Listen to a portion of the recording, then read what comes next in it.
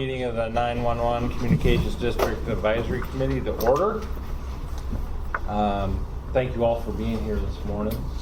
If we could just go around the table real quick, introduce ourselves, say who you are, the agency you're with. I'd appreciate it. We'll start down at that end. Rob Davis, Operations Chief for Nutting Fire. Joe Kaczynski, Fire Chief, Ms. Burkeville. Nathan Hughes, Columbia 911 Technical Manager. Danielle Hooper, Columbia 911 Operations Manager. Nancy Edwards, Columbia 911, Chief Financial Advisor or Officer. Greg Brody, Fire Chief, Westport Fire. Stephen Lugal, Chief, Scappoose PD. Mary Jo Beck, Columbia 911 Office Support Specialist. Mike Fletcher, Director, 911.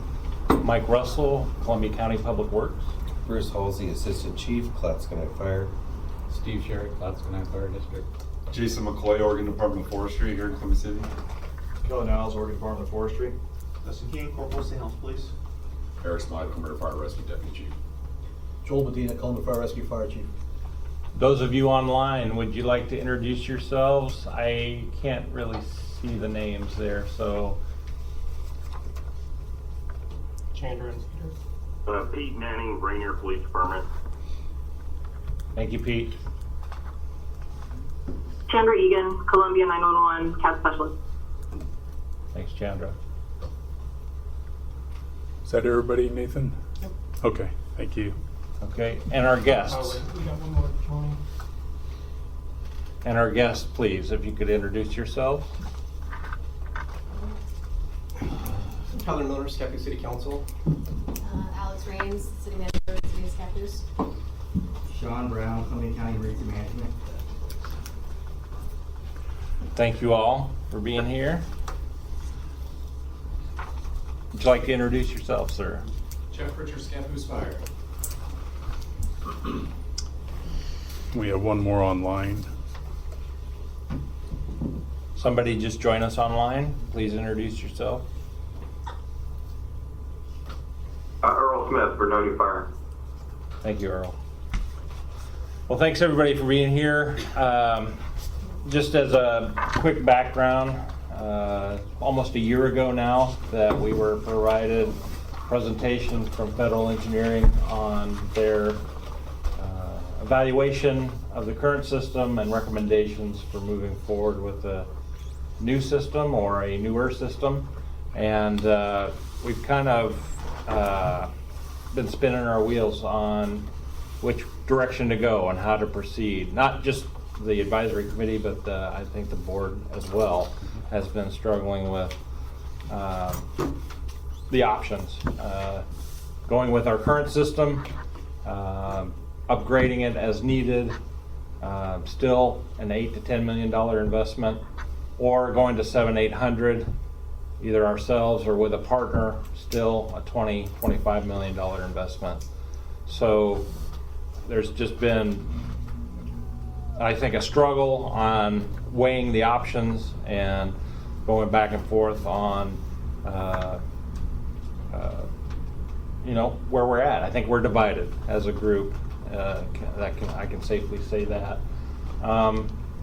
There are advantages and disadvantages for each option, and for those of you who aren't able to make Councilor Miller's presentation on May 2nd, just quickly, and this is my interpretation of his presentation. I'm not putting words in his mouth, but his presentation was I thought a thorough discussion of, do the existing sites still work best, or will existing sites plus new sites work best? He presented his work that he was hired have done regarding VHF versus 7-800, the coverages, the pros and cons, the interference with VHF has been a problem and getting more and more to be a problem, and the bandwidth needed as we add more partners. Talking about new sites, where those might be, $1 million a site, that adds up quickly. From my interpretation of his presentation, VHF is slightly better in coverage than the 7-800, but slightly. So there is a slight benefit to staying with VHF. And he did analyze using Cresa sites as an option. Overall, I think Mr. Miller, Councilor Miller, feels that maybe our own system is the better way to go. He indicated he has trouble supporting going on somebody else's system, so how can we do all that? So that's kind of just a quick overview. You're welcome to talk to Mr. Miller one-on-one, Councilor Miller, sorry, if you want to, but that's just a brief overview of my interpretation of his presentation. And so here we are. We're still kind of spinning our wheels trying to decide what we want to do. Today's special meeting was called so that we can just start digging in as a group into this and try to come to maybe some consensus. There's some new information Director Fletcher wants to share with us. Maybe that will help get us off dead center here. And I think I'm more interested in hearing the committee's desires about how to move forward. I'm hoping we can all agree that the system needs to be upgraded. It's just how do we go about doing that? So that's why we're here today, and it's totally focused on the next gen radio system. So we'll just go right into it. In our agenda for today, we'll do public comment, and we'll allow 10 minutes for each commenter, and then we'll go into our regular meeting approval of the minutes, and then I guess I already did my opening comments. Sorry about that. I'm off the agenda already. And then we'll start covering the topics of concern. So any questions at this point? Okay, seeing none, I'd like to invite public comment. If you could stand, state your name, and provide your comments. You have 10 minutes.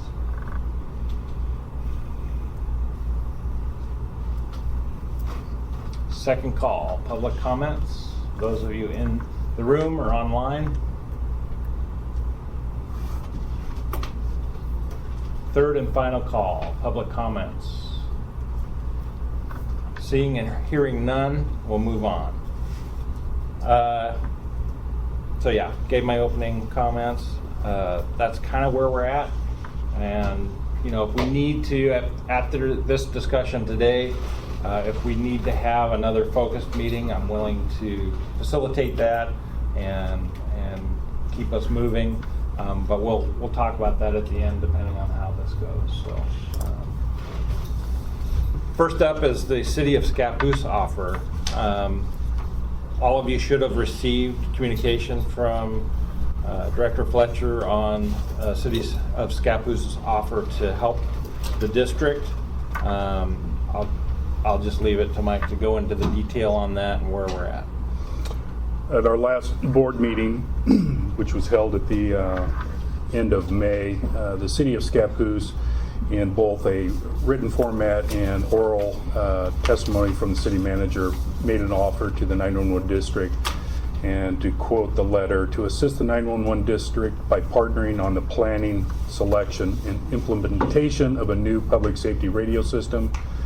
The city goes on to say that they had made contact with certain engineers and other public safety professionals who could complete a thorough engineering report that would assist with determining the best path forward for the 911 district.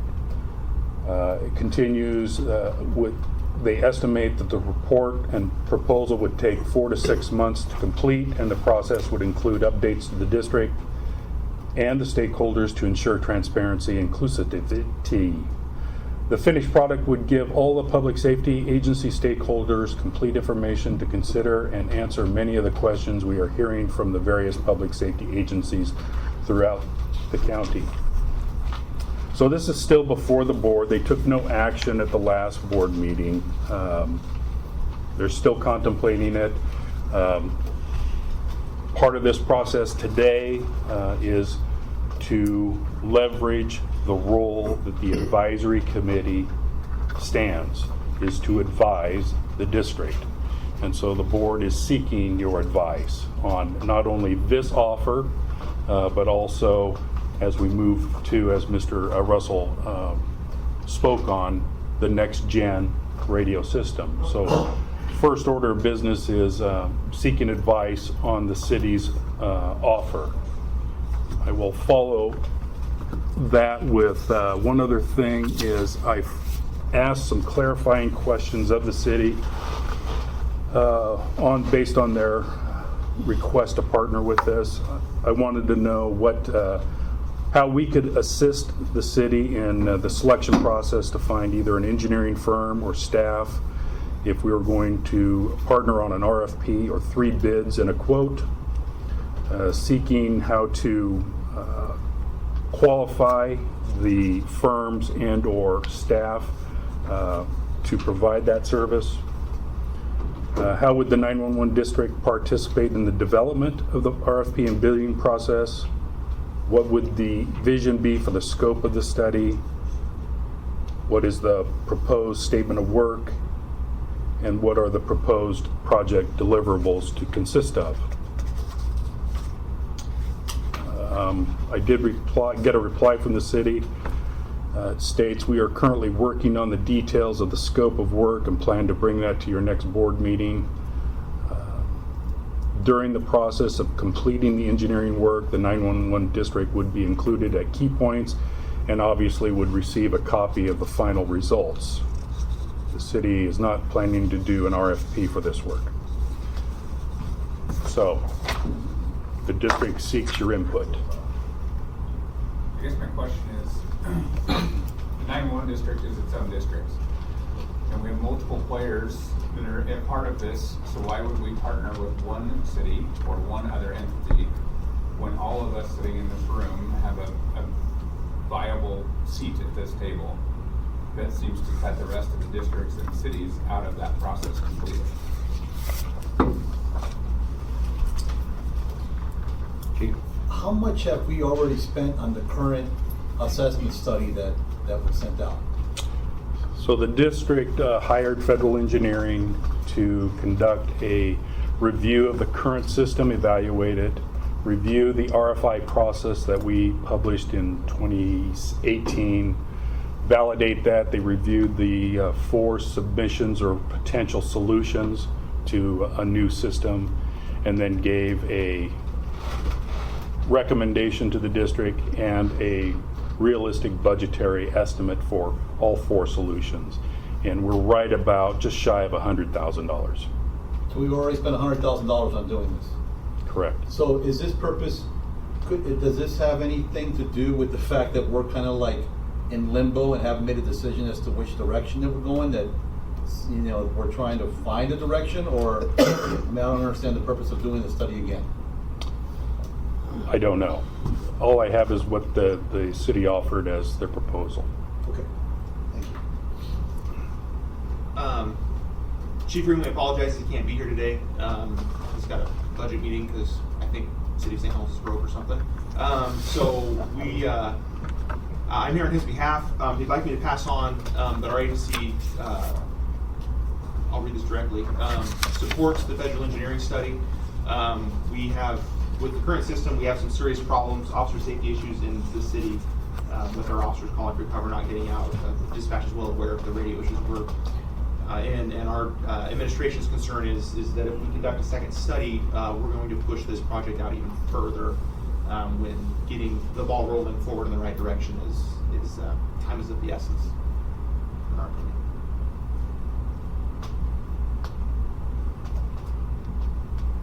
Thank you. Any other input?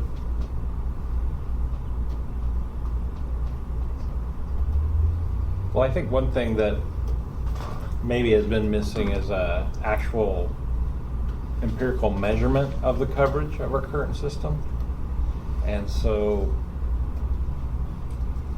I think federal engineering did the best they could, but it was what they call it, they had a term for it, calculated coverage. So I think, if that's something that would help us to just get a baseline of what our current coverage looks like, and the city's willing to help us with that. I don't know what the scope of work is, so but I know that's something in all that I've looked at, that's something that's kind of a question in my mind. What really is the current system coverage? Jeff?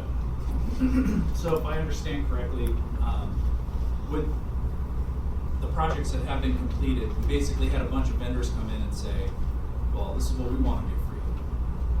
But we haven't really had or have anything, based on your last comment, we don't really have anything that says, this is what's going to be best for our county in terms of a tower here, a tower there, like the best coverage.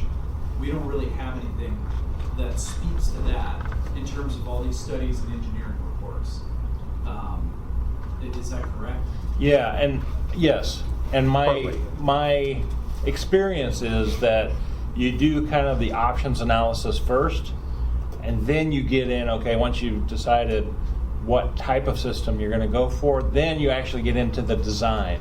And that's where you get into the details of coverage and tower sites and all of that. So we're at this point, we're not even there yet. We're trying to decide what kind of system we want. And then we can start talking about the actual system design and tower placement and coverages and all that kind of stuff. That makes sense? Yep, and based on what the city submitted, I'm understanding that the plan is to kind of give us an overview of that coverage that hasn't really been explored yet, other than a vendor saying my product is better than yours, and this is what I think we can do. Yeah.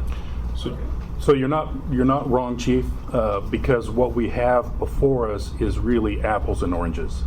So we have 3 different vendors offering 3 different solutions and different flavors of solutions. So VHF propagates differently than 700, 800.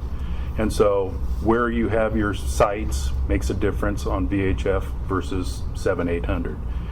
So you're right. We have a mixed match of solutions and opinions. And even federal engineering, was their challenge as well, is if we as a group decide on a band, 700, 800, basically the same thing, and or VHF, if you wanted to put in low band, if you wanted to do the mid UHF 400s, like the old MedNets, that's all different stuff. So we need, as a group, we need to decide which band we want to actually do some research and coverage study. I don't want to interrupt. I have another point, but Chief, I saw your hand up there. Yeah, so the only thing I wanted to bring in and speak to one of the points that Chief Davis brought up. I've been here 10 years. And in 10 years, I've heard that, CCOM's going to upgrade their system. And again, this has been going on for the entire time I've been here. Since you came on, Mike, it seems to sped up a little bit. We continue to delay. I'm looking at all the fire departments sitting at the table here, and I'm assuming law enforcement too, since St. Helens Grove. But you said it doesn't. So it's a joke. So, that's the way rumors start. but the fact is, most of our radios are 20 or 25 years old. Most of our mobiles are 20 or 25 years old. We're talking about officer safety. These guys go out by themselves. We go out as crews. So we have a little more safety on our side, but our stuff's failing. And what I see is, and what I feel is, we just keep kicking the can down the road. At some point, we discussed this yesterday at Fire Defense Board, was our recommendation by the fire districts and what we're going to give the advisory board today. The fire chiefs were going to advise where we think we need to go. Hopefully it's along the same lines as law enforcement, but ultimately I see that as a detriment. If we just keep, we wait another study, now we're into 2023. And then we start building the system or start agreeing to it. The point I was going to agree with Chief Davis is, I read what Scappoose City was offering, and they want to be in the decision-making process. They want to have some say in it. And why is one place versus everybody in the county? I mean, this is a group problem for all of us in the county, and we need to move forward together. And one person goes, well, no, we're gonna go this. Because what if they give a study and Scappoose wants to go, and I'm just using Scappoose as an example, but if they want to go one direction, but the rest of the committee doesn't, what does that mean? So there's a lot of things that I didn't understand in that, and I get they want to bring more information to us, and nothing, more information is fantastic. But we're just kicking the can down the road again. My stuff's getting older by the day. I'm having to strip radios off of other vehicles to make our guys be able to function on scene. And that's not even speaking to what law enforcement have to do when they go out in the sticks. And those guys are out there by themselves. So I just see this is a county issue, and I would like to see us move forward at some point. And that'd be my advice to the chief. Chief? I mean, I understand exactly what Scappoose is, well, I'm guessing, what, in their position too, I would be like, well, there's no decision being made. Perhaps there's no decision being made because we don't have enough data.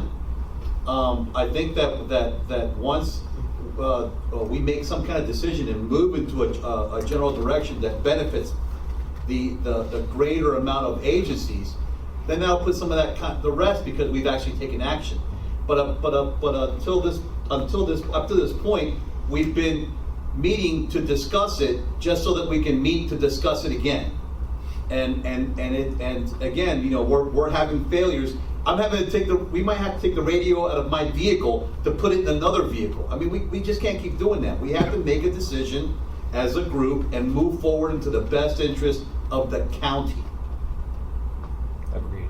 Yeah, I'd like to echo that too. I mean, we're at a point where we don't have enough radios left on apparatus for every seat.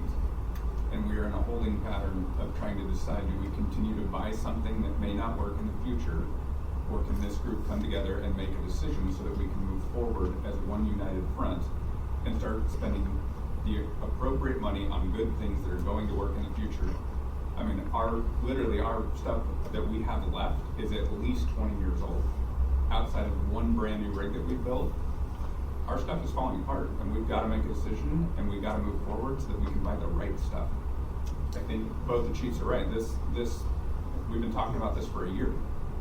It is time to make a decision and move forward. And I think adding another study, adding another stakeholder that is buying into a decision-making process is the wrong direction.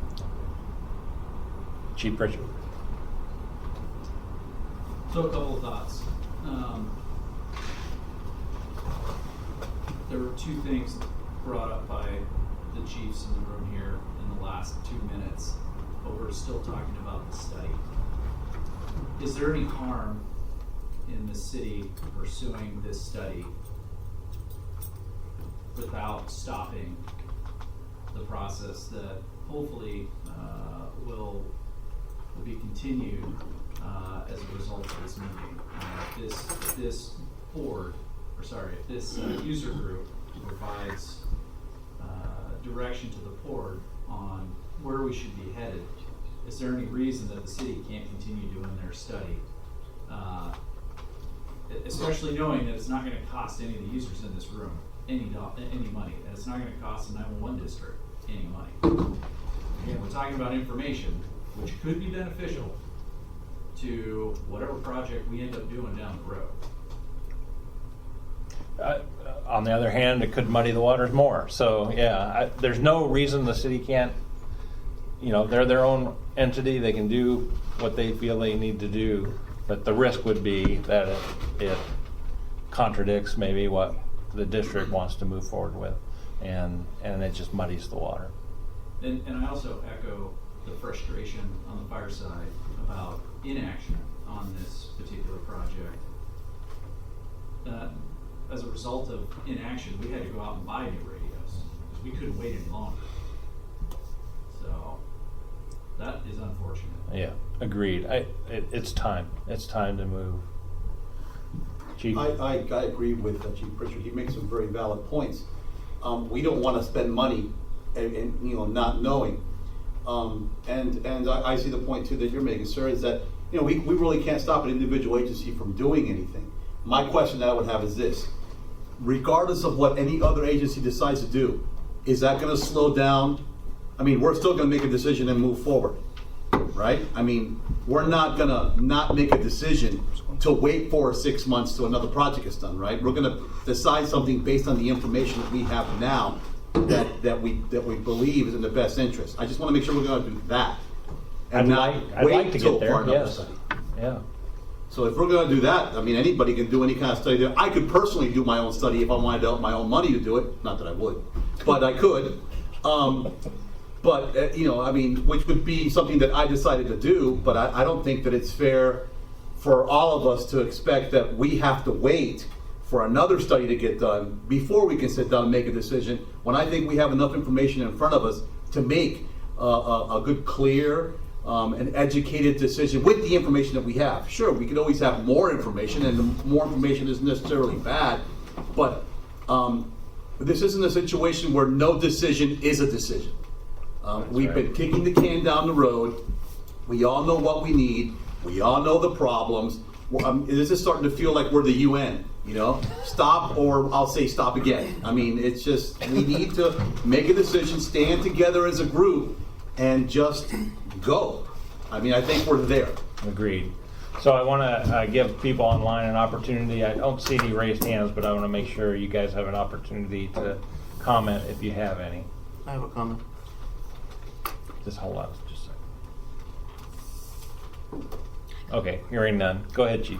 I'm not convinced that doing another study is not going to present a problem and that doesn't cost any money. It's going to require staff time here at 911 to get them data that they require. The engineering firm, they're going to be contacting here. They're going to be taking up, asking questions and doing things. So I don't believe it's just harmless. It might, in fact, cause more problems with staff trying to move forward with one project yet having to provide information on another project. So I think there's more at play here.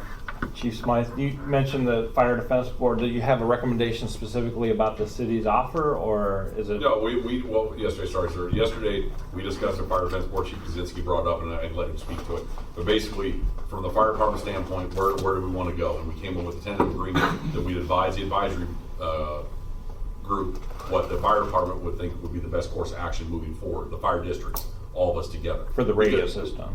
Yes, for the radio system. Okay, so, we'll get there then. Yeah. Okay. So I'm going to jump in here for just a little bit. That's still sitting on the table, and we can continue to discuss that. But there's some things that I want to just put out on the table. I did meet with the Fire Defense Board yesterday, and we had a good, robust conversation about everything we're talking about here. And we spent quite a bit of time talking about our current system. And there are some asks from this body, and there's ask from the board for an attempt to answer some of the questions of what we have today with our system. Because it is a valid point, because one of the options on the table for a solution is to just rebuild a brand new VHF system. Okay, so what I have been tasked to do, and I'm continuing, I had conversations 7 o'clock this morning. I'm trying to gather quotes from, there's several firms out there across the country that can do a detailed study, and this is what I'm asking for. I'm asking for a non-vendor specific firm to come out here and evaluate our system, the current system performance. So because VHF is prone to interference, we know that. And so what I'm asking for is a firm to come out here to place their equipment to basically monitor our system. Today we do monthly PMs at all of our sites, and we do receive meter readings of each site. My concern with that is these are just snapshots at one specific moment in time. So it's 10:30 Tuesday morning, and if Day Wireless is out here and doing a meter reading, it's going to show what it is at 10:30 Tuesday morning. Yay. We all know that the radio system's performance changes throughout the day, and certainly between day and night. And what I want to know is place your equipment at this site for 48, 72 hours so we can see that wave of performance over day and night, potentially over several days, and that we would move that equipment to every single site in the district. And we would get a report of the performance of the system that's more realistic than a single snapshot at any one site. We could take that information and have it read by, again, another party that's independent, and can tell us what we're currently seeing. And then you can project a little bit into the future, because whatever we do, if we're staying on VHF, it's going to last the next 15, 20 years. That's education. And really my intent for that purpose is actually to remove an option from the table, because we have those three options: own and operate or partner, VHF, or a 7-800 system. So that was my intent. In the meantime, there's a perception, I'll say that, because I hear this, is that we're doing nothing with our current system. We're just letting it flounder, and we're using duct tape and baling wire to keep it going. Kind of, and kind of not. Just for education for everybody in this room and online, is the district actually does perform monthly PMs, and it's not a small investment. We spend over $15,000 every month, $15,606 and change, doing PMs on our current system. That's just PM. That's not call outs for problems. Whether it's the St. Helens is reporting an issue in downtown, that's on our dime for time and materials to fix whatever it is. So the PMs are done at every single site. That's just shy of $180,000, $190,000 a year that we invest to do that. On top of that, we actually have been working on system improvements since I got here. So in 2019, we started, and there's a document that I shared with the Fire Defense Board, and it's on the front table there. It's the advisory committee for today. And I outlined every step that we've taken with our backhaul system. That's the subsystem of our land mobile radio system, the microwave system. It's microwave, that's just radio. It's not putting popcorn in the microwave. And this is part of the subsystem of our overall system.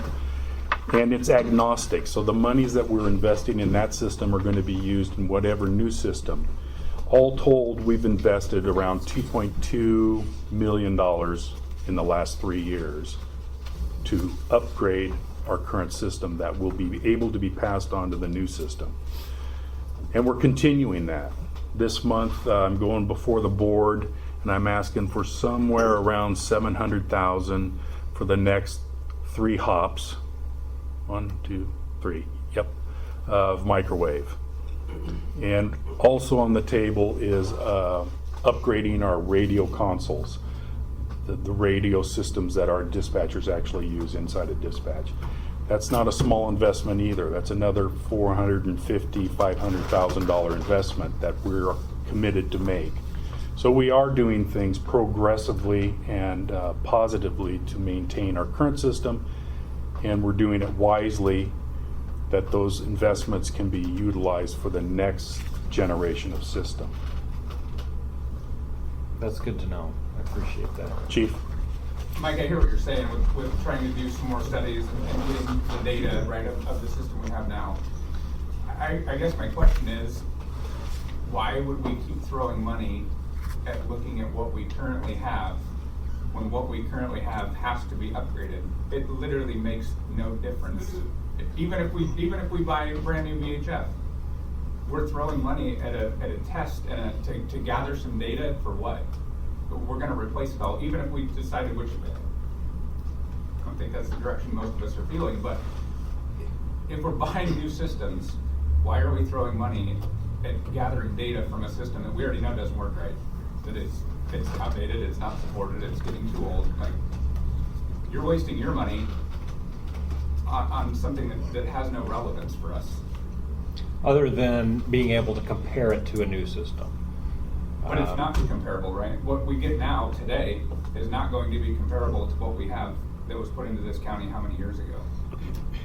You're apples and oranges. We're gathering data on an outdated system that doesn't work. And we're looking to purchase and install a new system that meets the needs of the user agencies that are sitting in this room. So we're throwing money at a system that is broke. And it should not make a difference in the direction we're going. We're pouring money into something that doesn't make sense. Chief Richard. So I understand what you're saying, but I think the point that's being missed is even if there's a direction that is pushed out today and tomorrow the board's like, yep, we're going 800, it's gonna take 5 years or longer to build out. We still need to be able to communicate, we need to know what's wrong.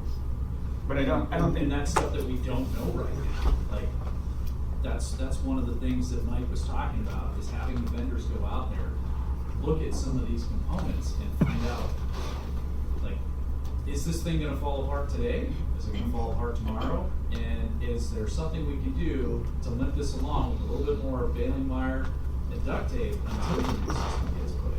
But wouldn't we want to do that with our vendor that's servicing? I mean, we're looking at third-party companies to give us a non-biased opinion. And if we're going a different direction, let's get the guys that work on it to say, hey, we need you to piece this together for the next however long it's going to take for design and implementation. This has to work until we get to a new system. Instead of going through another process to source more vendors to get some other opinion that doesn't matter, let's figure out whatever we need to do today to keep this system functional for the next, 2 to 3 years from go time, instead of just throwing money at data that isn't fixing the problem.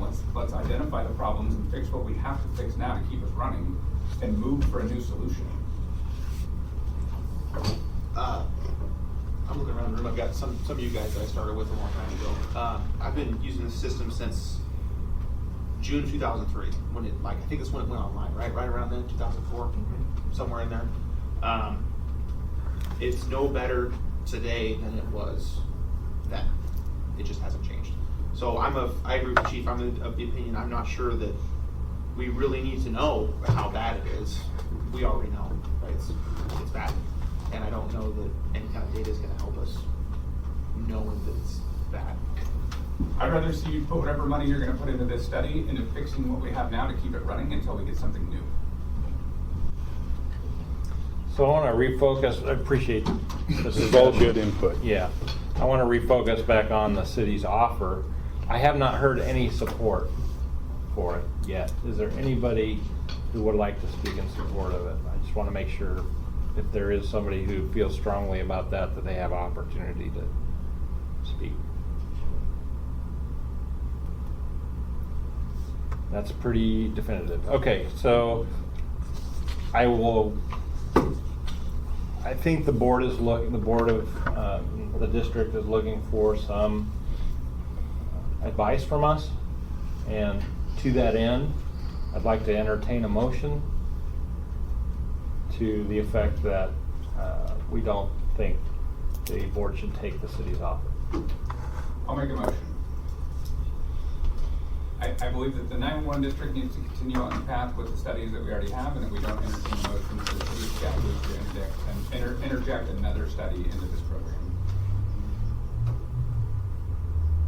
Need a second? I'll second.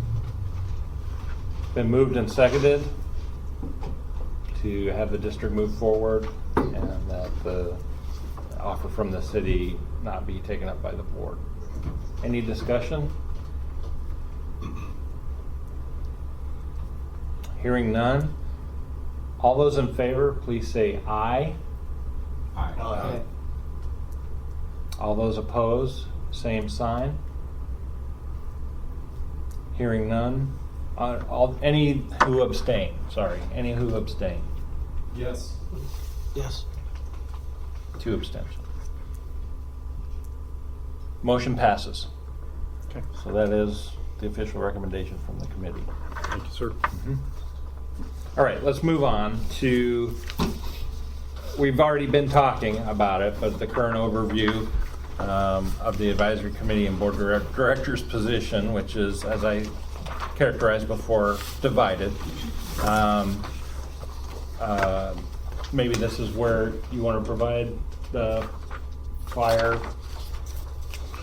I think there's some more information that I'd like to share with Okay. the greater group here. Go ahead, Mike. So there are opportunities knocking at the door here, and there are steps that we are taking from the district's perspective for the new system. And we talked about briefly the one, which is the microwave system. That's going to be an investment that we're making. That's good dollars going towards a new system. And we're going to continue that process through this next fiscal year. The other thing that has come to our attention, so I think everybody's aware that both Clackamas County and Washington County, and actually portions of northern Marion and Yamhill County, are on a single radio system, the WCN system.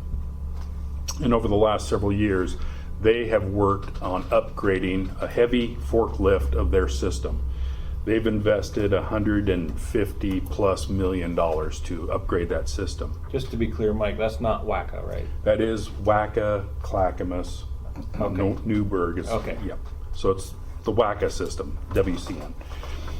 In that process, there are opportunities to grab surplus equipment. So right now on the table, I have for sure 8 towers available to us and a possible 9th. And over the last month, we've gotten down to brass tacks on those towers.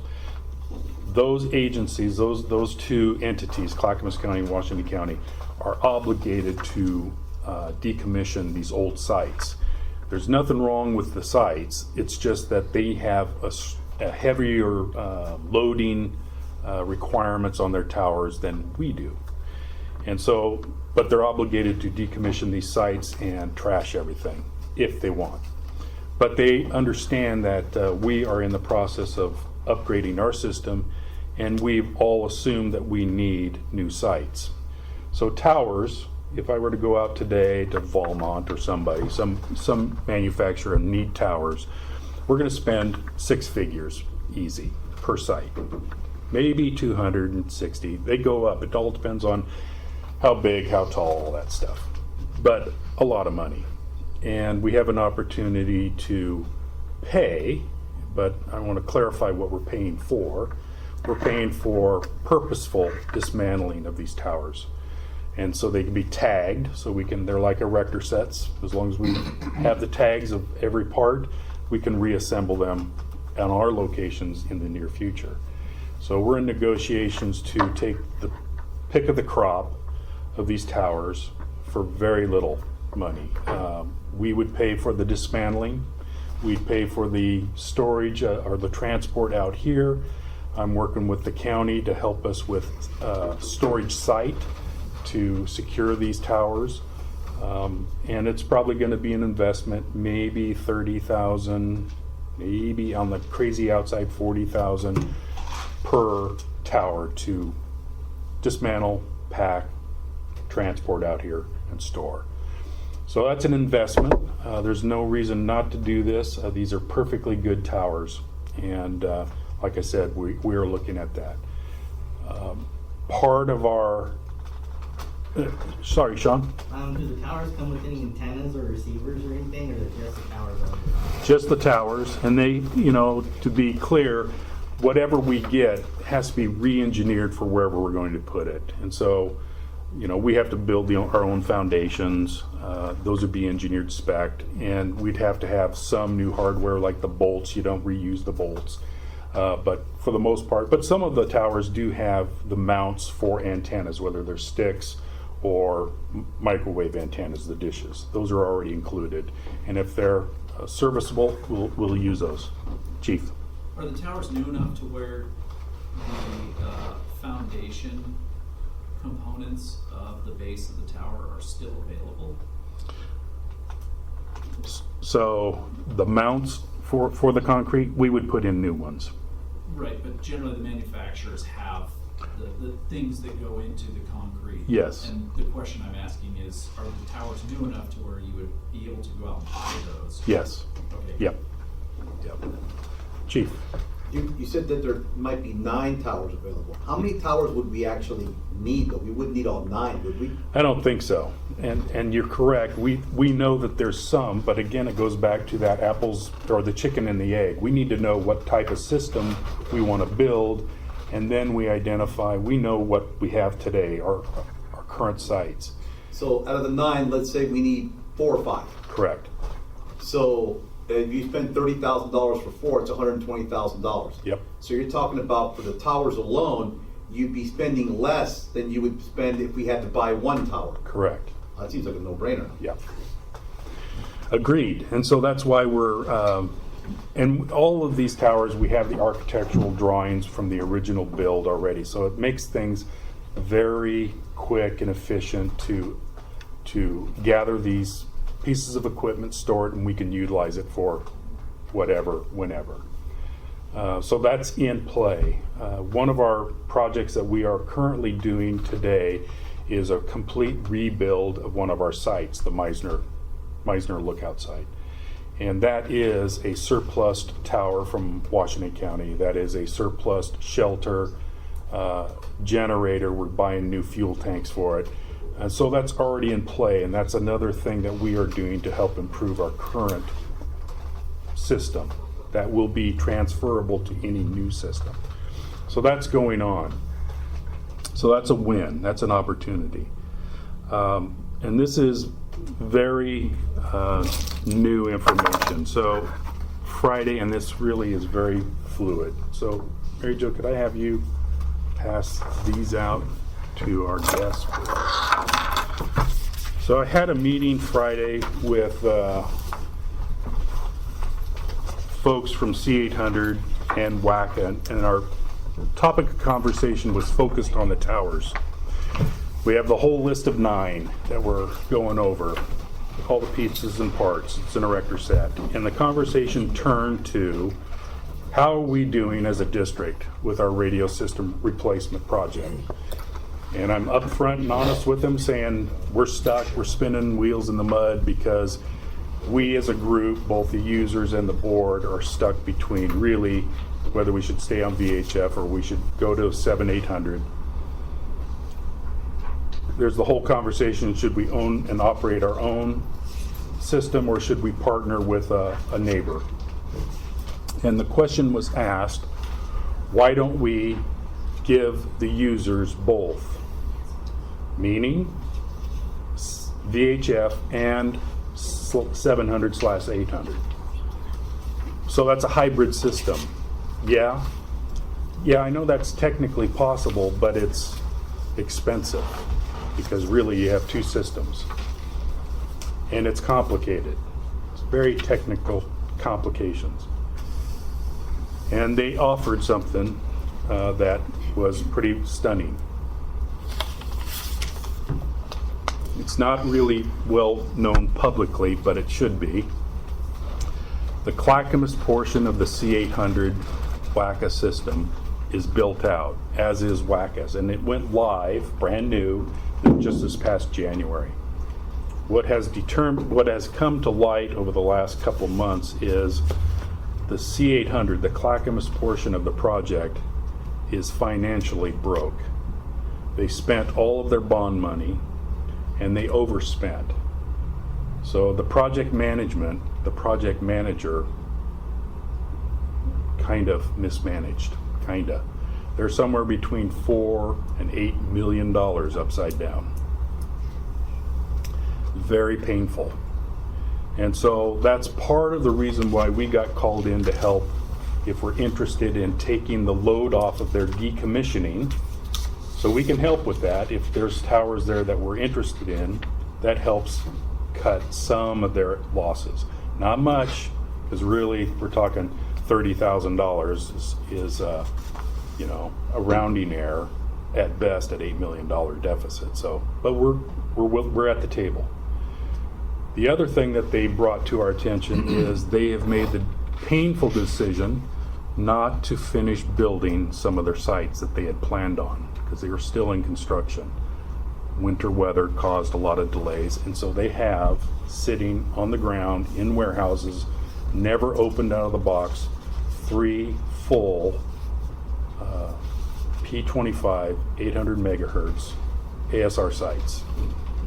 Brand new, completely never opened? Brand new. Never broke the seal. So there's 3 for sure, and there's a potential 4th site that is available. And here's the offer on the table to us. We're first in line because we have extremely good relationships with Washington County and Clackamas County. Their offer is those sites, if you bought them today, the way they are configured, there's 8 channels and 10 channels. 3 out of the 4 are completely licensed. They're ready to go, plug and play, including services from Motorola for all the programming, standing them up, testing them, accepting them. They have MPLS so they can be monitored and they're all alarmed for a site, they're ready to go. If you went out on the market today to buy that, it's about $650,000 per site. These things were bought by contract, which froze the price in 2017. That 2017 price was about $500,000 per site. So the offer on the table is if we're interested, they would sell them to us at that 2017 price plus 40% discount. That drops those sites to a cash value of about $300,000. I made a technical error yesterday, math error, because I was doing it on the fly. It's about $300,000 per site, all included. So we're basically getting a 2 for 1. Exactly. So, well, that's interesting. Chief? Yeah, quick question. With this incredible opportunity, does it lock us into one vendor? Meaning, if through our process we determine that we can only afford radios from a different manufacturer as opposed to Motorola, how would that work? So, fair question, good question. And I'm going to get to it because there's different ways to answer your question. So if we're talking about transmitters, receivers, core versus subscriber radios, that's a different answer. There are different subscriber radios, your portables, your mobiles, that can talk on a Motorola core, Motorola system, Kenwood, BKs. There's all sorts of manufacturers of subscriber radios that can operate in that system. But for the sites and the core, that's a Motorola system. So on the table is, we don't know exactly how many, if we were going to go 7-800, I don't know exactly how many sites we need, but in reviewing the federal report, reviewing the RFI submissions, it varies. 4, 5, 6, it's somewhere in that ballpark of how many 7-800 sites we need. The kind of complicating thing we have to remember is the solution to partner with Cresa versus WACA. The only real difference between those two is Cresa had one more site that would help us. I think they had 4 sites, maybe 5 sites that provided some coverage in county for us on their system, on their core. And WACA had either 4 or 5, I can't remember, but it was one less than the Cresa option. But they both have sites that impact us and help us for coverage. We're just talking about in county ourselves, what we would have to build. And so, again, if we looked at the federal report versus the submissions of the RFI, that number varies depending on the manufacturer, whether it was Tate or Motorola.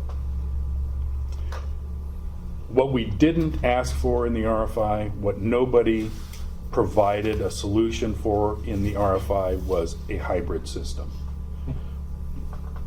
That wasn't, I mean, we had a standalone VHF, we had a standalone 700, and we had a solution to partner with neighboring 800s. Nobody suggested a hybrid system. And that was because of the cost? It was just It is way out of bounds? It's usually out of bounds. That doesn't mean to say they're not out there, because they are. They're all across the country. There's hybrid systems. Because they serve the purpose that what we're hearing about here is we have a core group of people, mostly along the Highway 30, that could really benefit from the 7-800 system.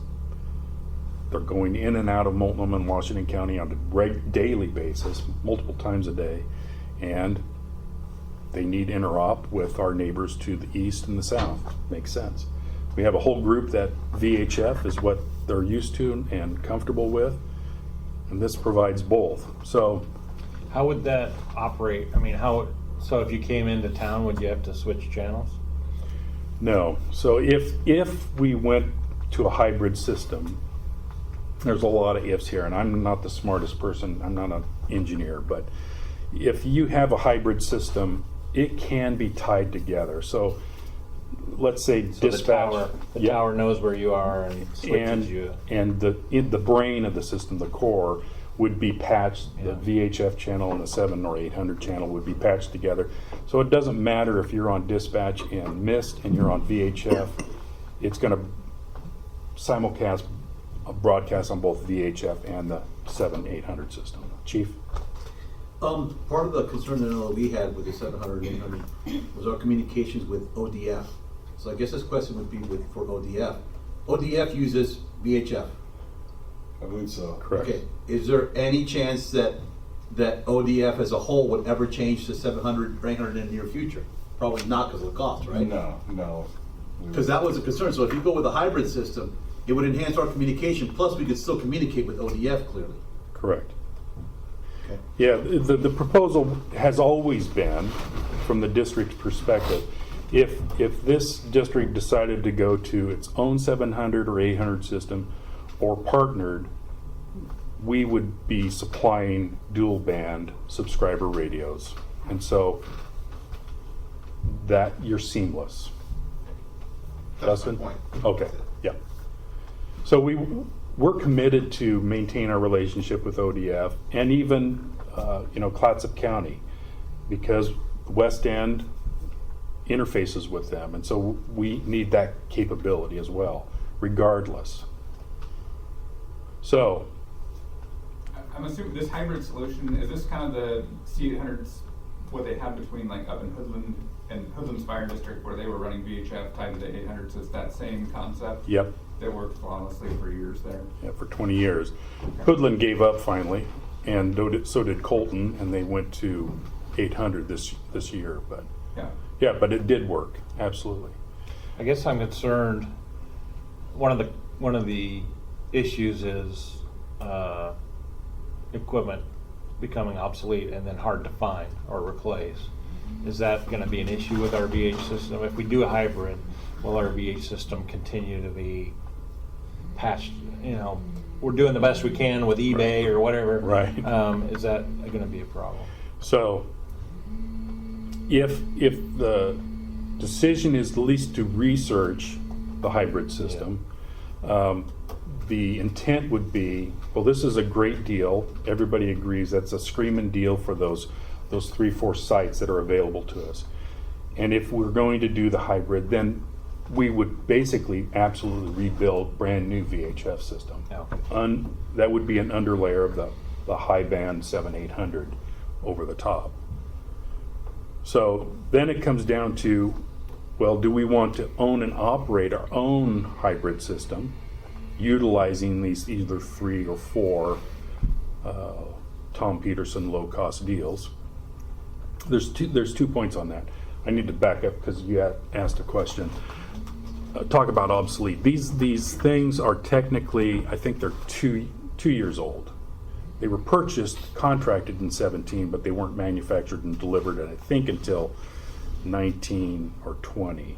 And then they've been sitting in storage. So they're technically, I think, 2 years old. Are we getting used equipment that we have to upgrade? The answer is no, maybe. So this is the next question is, if we partnered with specifically the WCN system, then the answer is no risk at all, because they have a guaranteed system upgrade agreement with Motorola. And that system is a continual annual upgrade of the entire system, servers, radios. This is the core stuff, not subscriber radios. That the system is brand spanking new for a 10-year period, because Motorola upgrades it every single year. So it's always the latest, greatest, freshest releases of the entire system for a 10-year period. So these 3 or 4 positions would be included in that, and so they would be brought up to brand new standards as soon as we say go. If we choose not to partner and we do a standalone, is that still an option? Sure, we could purchase a Motorola core. We could purchase an SUA, and that system would then be upgraded as well. There's a cost to that if we're doing a standalone. There's a cost if we build our own core versus just joining onto a system that already has a core. So it's really value. But these are all good questions, but they need to be, I mean, I could sit here for the next 2 hours and talk off the top of my head, but I suspect we'd want concrete answers from the experts, whether that's WCN, or Cresa, or Motorola. Sean? Yeah, if you have a hybrid and you have both bands, does it increase your redundancy? So if you lose 800, does VHF side still work and vice versa? So there's a potential some redundancy, and also there's a question within that question and an answer. It depends on the level of redundancy. So a Motorola core is redundant internally. It's got 2 brains inside of the system. Kind of like your server can have 2 power supplies, 2 motherboards. It can do that. And the Motorola comes internally redundant. So one core is actually 2 systems. An advantage of the WCN system is they actually own 2 complete cores. So it's 4 times redundant. So there's 2 cores at the new WACA, there's 2 cores at Clackamas 911. And those systems are tied together. And so it's 4 times redundant. The VHF would live in that same core. So I'd have to do some brain thinking. It would certainly be redundant within the one core, but I don't know if it'd be actually living in both. But that's a fair question to ask. I don't know. Chief? Isn't there some inherent redundancy anyway with VHF in that if we lost towers in our great subduction earthquake that is forecasted, VHF carries better than 800? So again, there's multiple answers to that. So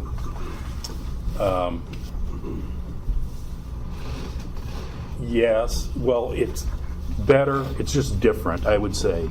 It propagates different than 7-800. And whether that's good or bad, it depends on your perspective. VHF is great because it transmits a long ways. It can hear for a long ways.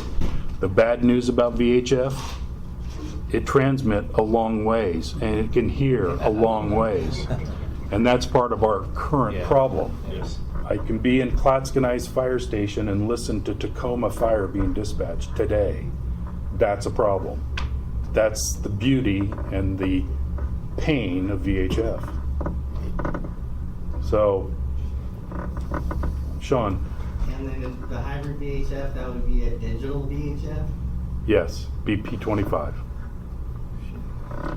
So, you know, I have a million questions myself. I'm sure you do. So, are we? Your proposal is to maybe make a recommendation to investigate a hybrid system? Do what's necessary to investigate a hybrid system? I want to listen to what my bosses say. I would be happy to make a motion to direct the. Are we ready to do that? Or do you want to have some discussion? Okay, I'd hate for it to go down in flames because we're not ready yet, so hold on to that. And I'll So get back. I'm circling back to the time delay thing.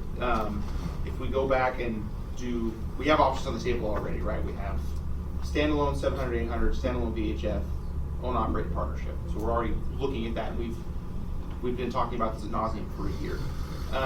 The question that I have, and again, I don't work out in the county. I used to, and so I was used to stringing a can and standing up on one to try to get my VHF radio to work. Yeah. Okay, so I'm not an engineer, but based on my experience being out in the county, I'm not convinced that VHF is really going to work that much better out in the hinterlands. Is there some data from the federal engineering study that says that this is necessary, or are we looking at a hybrid thing just to kind of make the ball move forward? Yes, to both of those. So there is interest for VHF amongst this group, amongst the board. So that solves that problem, but at a cost, right? Because which is really better? And I'm not smart enough to say. Because to Chief Pritchard's, it's different. They just propagate differently, and so it's neither right or wrong, good or bad. It's just different. But with more sites, it's going to be better, right? As we add sites. And it depends on where you add those Well, sites. yeah. All that stuff is true. Yeah. My concern is, Mike, is if what I'm hearing is correct, then we spend a bunch more money to build a hybrid system because some of us in the room think VHF is better versus some of us think 700, 800 is better, and none of us are engineers. When the federal engineering report says, go to 700, 800, get off VHF. That's what my opinion is. Trust the study. And if that's what it says, then we don't spend that much more money just it seems redundant to me. Can I jump in there? So, to your point, this morning on my way, this is so new. I mean, literally Friday night, 8 o'clock, we're working this deal. Yesterday, I spent the morning with the Fire Defense Board, and I'm trying to answer questions that I knew this group is going to have. 7 o'clock this morning, I'm on the phone with our PM from Federal Engineering. Hey, newsflash, look what I have. What do you think? At that price point, totally valid. Totally. It is a screaming deal. It's complicated. So, can it be done? Absolutely, positively. But it's a new study because nobody looked at that RF coverage for a hybrid. But it's worth the look, is what they said. The other thing we wanted to talk about was, if we bought all this stuff, yay, deep discount, and we built our own hybrid, yes, you can do that too. There are built-in advantages to partnering that you don't have to spend. You would have to spend if you did it yourself. The other issue is, okay, what if we partnered with them and we get all this stuff, and then 3 years, 5 years, whatever, we decide we really don't want this partnership. Can we get a divorce and do it ourselves? Absolutely you can. You can get a divorce. It's an expensive divorce because now you're going to build your own core. Okay, you can do that. You're looking at $1 million or $2 million for that investment. The services with that exponentially go up, and again, then you go back to third-party vendor to maintain it, and it's a complicated system. So choose wisely. Yeah. Go ahead, I got it. So my question is, if we buy these sites, these hybrid sites that are VHF and 7,800, The sites that are available for us are 800s. the ones from C800 are only 800 sites. Yep.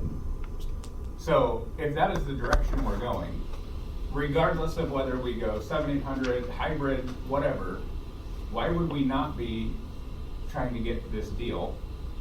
Because it is the system we will end up with, regardless of whether we buy these sites or we go buy some brand new ones at $600 and something thousand a site. This is the direction. I mean, this is the direction the federal engineering report said. I won't speak out of turn, but I mean, I think after the discussions we had yesterday, it doesn't matter whether we're building 7,800 or hybrid. This is We're still gonna need the equipment. we need the equipment, and we can save hundreds and hundreds of thousands of Millions. dollars by taking this deal. Chief. So I agree with Chief Davis, based on what was initially proposed on the table for discussion, kind of went a bunch of different directions, is does the user board support the purchase of this equipment? And I think we do need to have somebody call that question if they're ready. I mean, I'll do it. I think we need to purchase the equipment. With respect to all these proposals, VHF, 800 hybrid, I don't really think we should say what we want or what we don't want, because we don't know what the cost is. It's a fact. And the important thing is moving forward with some of the direction that I think Mike is asking for, so we can find those costs. The flaw with the federal engineering report is the federal engineering report is based on our current sites, not Correct. what we need, not what's going to work best for our system. That's true. But what we have right now, Right. and what we're stuck with, that isn't necessarily going to be best for us moving forward. And I think part of an engineering study moving forward will help us to understand the best location for towers, regardless of whether it's VHF or 800 or hybrid. But I believe that comes in the design phase, if I remember correctly, from the information we got, is that we will get those prime sites with our coverage based on the design phase. when we Based do on the project. yeah. But the challenge is, we don't know what the cost is right now. And if we wait for that engineering report, once we pick the system, we're basically pigeonholing ourselves into an expense without truly understanding all the costs. And that is an issue. I support whatever this board goes for, whether it's 800, hybrid, or VHF. But I'll tell you, my issue with representing our agency of Scappoose Fire is cost. If we're going for a $30, $40, $50 million bond to build out a brand new radio system, I'm probably not going to support that, because there are things that I need to do via bond in my own district. I can't make a decision until I know what the cost is. So, to hopefully kick things along, I support what Chief Davis was saying. Well, let's purchase the equipment, because regardless, we need it. And if we don't need it, we go whatever direction we go, we can still sell it. So hopefully we can move on to the next topic. Well, I want to jump on that, Chief. In the conversations that I had Friday night, again this morning with Federal, and over the last couple of days, I've reread portions of all of the submissions from the RFI, and there are some assumptions in there that are no longer valid. And that's kind of what I started off with, is what the district has been doing over the last 3 years has a fiscal impact on that bottom line cost of whatever system we're going to. Because we have invested a couple $1 million already in the backhaul. And in those solutions that were presented to us in the RFI, and even in the solutions that Federal Engineering reported, it includes a complete refresh of the backhaul system, which that's done or will be done soon. So take that off the table. They all talk about new radio consoles. That's a $500,000 investment. We can take that off the table because we're paying for cash with that today, relatively. So, and we are making incremental improvements that downspends those quotes already. And so, to your point, Rob, is absolutely true. It's an offer, it's a great offer, but we need more information. And that part of that is asking, in this case, because this is Motorola equipment, it does pigeonhole. If we're buying that, it does kind of paint you in a corner. Okay, well, it is what it is. Let's ask what a true performance design following the same parameters that we have already established, which is 95% coverage, 3.4 at the hip, et cetera, based on these 4 sites. How many more? Because what do we need more than these 4 for 800? I don't know. Let's ask the question. And then with the VHF overlay or underlay, how many sites and where those sites need to be based on a hybrid Motorola system. Sorry, Chief. And I agree with Fire Chief from Scappoose. He makes some valid points. And the issue though is that, you know, I mean, we have a beer budget. Yep. We can't have champagne taste. So if we have a beer budget, then we are going to get pigeonholed into only certain areas that we can afford. I mean, I'd love to have a Mercedes, but you know, we can afford a Kia. I mean, I can't get a Mercedes for what a Kia costs. Right. So I'm locked into Kia. I mean, that's just the same thing that's going to happen. If we're going to get such a great deal on these towers, and the towers are proprietary to Motorola, then we're going to have to get pigeonholed to Motorola because the savings outweighs what happens. Now, are they going to know that we're have to go in that direction, and maybe that impacts our bargaining? Yeah, but we still have to look at the fact that we're saving this kind of money because the cost is an option to it's a driver. Everybody. Absolutely. And then at the Fire Defense Board meeting yesterday, the one thing that we were all in unison was cost. I agree with Chief Pritchard because I'm going to have to float a bond soon in the Columbia River District for certain needs that I have, and if CCOM beats me to the punch, I mean, whether you spend $5 million or $10 million, the voters are going to look at that as you already spent money. I come back with another bond, they're just going to say no. If I go ahead of time and I get my approved, then I'm going to jam CCOM. So I think we need to come up with a plan to just keep moving forward. But if we decided to, I like the idea, we could always sell the sites if we buy them. I mean, that's a significant amount of savings. Yep. Then maybe we could just vote to see if we can move forward with those sites because we are going to need them no matter what.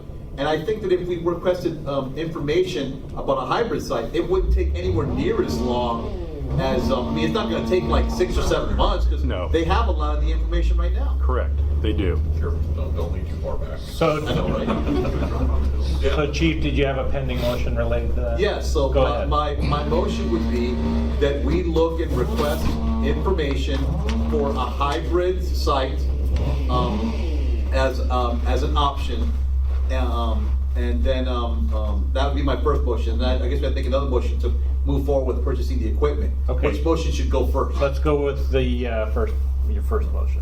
Which is the request for information for a hybrid site. Correct. And that's the motion that I make on the table now. Do I have a second? I second that. It's been moved and seconded to get more information on a hybrid system, and that would be forwarded to the board. Any discussion? Anybody online? I want to make sure I'm not forgetting you folks. Hearing no discussion. All those in favor say, oh, Sorry. Chief Pritchard, sorry. What's that gonna cost? Asking the question, it's free. Okay. Yep. Federal? Sorry, I heard study and then Yep.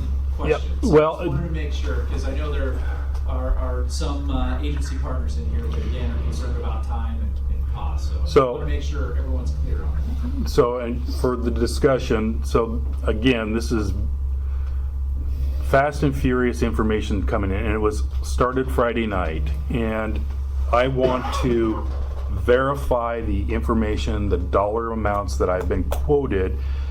So I'm dealing with really 4 people: the board of C800, the 2 directors of 2 PSAPs that are helping do a forensic study of their financing, and they're the money people saying this is how much upside down we are, what are we as a board willing to sell and at what cost. So I want to verify with those parties, which I have not done, And then I want to confirm, because Motorola is a player in this, because they're the ones who are short the money. And so I want to talk to my rep and say, is this real?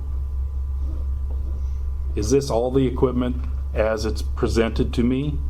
I need verification of that, and then I can start asking serious questions about asking for them to go back and recalculate their coverage maps based on their equipment. And what I'm hearing is a hybrid, so VHF with a 7-800 overlay. So to clarify the motion, it's to get more information. Yep. Yeah, ergo, get more information. Yeah. And I it should could- go relatively faster because they have a lot of information already. Absolutely, and I can ask, I think, for an updated budgetary number, a realistic one for us. With the new system. Yep. Okay. Any other discussion? All those in favor say aye. Aye. All those opposed, same sign. Any abstentions? Motion passes. Chief Medina, second motion. Okay, so then the second motion is that we move forward with pursuing the provisions to purchasing the equipment that have been offered to us. And then we need to verify that those are the actual numbers. Correct. I guess that should be the motion, that we move forward and verify that the purchasing of the equipment is done under the guise of the numbers that we have preliminary received. Yeah. And I think that's the only motion we can make right now, to say, yes, that's what it's gonna cost us to make sure, and then this group has to then vote, once we get something official, to do it. So I think the only motion we can make right now is that one. That makes sense to me. So the motion is to verify the numbers. Generally, we're supportive of moving forward with buying the equipment, but we need to verify. Second. There's a moved and seconded. Any discussion? Chief Pritchard. So, just to get this out, I'm in support of purchasing the equipment or moving forward with this, but if I understand what Mike was saying, the equipment is broken into two categories. There's the towers, and then there's the radio cores. Unsure about the radio core, right, the Motorola equipment, but the towers that are being dismantled are completely separate from the other purchase. Correct, and just for clarification, towers is towers, the structures like out here. Yeah. The radio equipment is not the core, it is site equipment. Yeah. So transmitters, receivers, switches, licensing, MPLS, networking, alarms. Suite. Yeah, So, again, just to clarify. that's the stuff that goes the inside. towers, to me, seems like a no-brainer. Yep. The other stuff we're waiting on, is there a way we can split or clarify the initial motion? Well, we're not making any motion other than to find out that those numbers are accurate. Okay, sorry. And once we get a definition that the numbers are accurate, then this body can decide if we want to spend the money on those numbers. Or what's included in the price. Or what's included in the price. Because you could say $10 and it could be like, yeah, everything except for, the top of the tower. Well, we need to know exactly the provisions that they're talking about. What equipment, the list, and how much it's gonna be. And then we can make a good educated decision as to how to move forward. Now, were the towers, did you get an accurate number for that? Or was that still not an accurate number? So I have a list of the towers, their heights, and the types of towers that they are. Where they are, and there's different land use requirements depending on where those towers are. So the bottom line is, The ones that are being dismantled? Yep. Quoted as a price. My question is that price good? Or is that still a price that you're not sure about? it depends on the site locations, because they have, where those are, have different land use requirements for reclamation. It's de minimis numbers. I mean, literally, it's going to be either $15,000 to take it apart and grind down the foundation a couple feet and throw gravel and dirt over the top, or it's going to be $30,000, or it's going to be $40,000. Depends on the tower and complications. But it's minor dollars, really. One more You question. helped answer my question. Very good. Yeah, okay. Is it gonna cost Columbia River any money to do this stuff? 0. Okay, that's all I wanted to hear. Is the motion on the table, we're talking the tower systems, not the towers themselves? No, we're talking about both. So, The motion is to get more information and clarify the Basically get a cost quote. Yeah. for the equipment, both the towers and the site equipment, and come back at a later time to this to make a decision on whether or not to move forward with purchase. That's my understanding of the motion. Is that Yes, correct? that's correct. Perfect. Any other discussion? Last cut too, by the way. Up there. oh, Any other discussion? Seeing none, all those in favor of the motion, please say aye. Aye. All those opposed, same sign. Any abstentions? Motion passes. understood. Is that it? That's all I have. I guess the next meeting is probably going to be dependent on how long it takes for me to get concrete answers. So that's my question to the group. Do you want to wait till our next quarterly meeting, or do we want to push Mike and make a meeting for next month, or what's the Pleasure of the board. pleasure of the advisory committee? I The think we last need to keep Tuesday in this July. on the forefront and keep really? this vote moving forward. I So completely agree, for another yes. quarterly meeting, probably it's I have a question. Is the purpose of the next meeting going to be whether we discuss partnerships, owning and operating? I saw that on the agenda for today. Are we just leaving that off? I think we need more information about what we're potentially getting. And Mary Jo reminded me that the next scheduled regular advisory committee meeting is July 26th. July 26th. Oh, okay, So it's coming right up. that might work out. If you have information before that, though, we'd be better suited to call another special meeting so that we're, that's almost a month and a half away. Yeah. If you have information in 2 weeks that is viable to this committee, I think it is worth all of our time to get together and continue pushing forward so that we can get this moving versus waiting another 6 weeks to have a meeting. Are you all open to meeting if it's the next 2 weeks? Let's do that. Let's just keep it open for now, but depending on what, Yep, find how out. fast you find out, but it sounds like there's interest to keep Chairman, just going. a point of order. Yes, sir. Should we then, for the officers of St. Helens, for him to be able to bring back, should we table then, make a motion to table the decisions? Would that be more official? Table the decisions as to whether we're gonna go VHF, own, operate, partnership, hybrid, or whatever? Would it be appropriate? Do we need to do that? I don't think so. I think the decisions we made today have effectively done that. To that, though, do we also, do we need to present the information from Fire Defense Board yesterday to this committee in the discussion that we had in the direction as a Fire Defense Board? Does that I need to be think, I presented think we here? should wait till we hear those numbers. Okay. That's my own personal feeling. I don't know how anybody else feels about that. Unless you'd like to hear. If it would edify the discussion, I'm open to. Well, I bow to Chief Pritchard in the fact that he's right, though. At the end of the day, we need to know how much things cost before we make decisions. So I think he's right in that. I think waiting would probably be the best way to go. Unless somebody feels differently. I mean, out of morbid curiosity, I'd like to know what they said, but that's Sure. Well, we can, the Defense Board Fire Chief is here. He can do a quick briefing as to what we decided. Let's hear it. Let's hear it. Is that just a thumbs up, or you want to say it? Yeah, just thumbs up. Go ahead. So yesterday, Mike came to Fire Defense Board meeting, and all the fire chiefs were present. And at the end of the day, and I'll make sure I don't misspoke, speak for the group. So the districts all agreed that 7800 or the hybrid, if the hybrid is viable, is optional. We'd like to see it owned by CCOM or own our own system.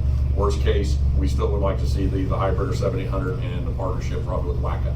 And that was the extent of all the fire districts came together and stated that. So we were just going to advise you if you want to know that today, but for all 5 fire districts, and then ODF just said yes, they didn't hear. Kelly agreed for everything Jason wanted. So, no. That part's not true. So Kelly didn't do that, Jason. Don't worry about it. So, no. We'll talk about budget numbers later. You've been strangely quiet today. Feeling well? Yeah, I'm fine. I'm just taking it all in. But as the fire defense board, we recognize that our system's antiquated. It needs to be upgraded, and it needs to be upgraded countywide. And we want the best system possible. Again, within cost, because as Chief Pritchard, Chief Medina talked about, there are multiple districts who will probably go for bonds over the next few years for infrastructure. And we're all going to be taking a piece of the pie, and our taxpayers will be the ones bearing the brunt of it. Any questions?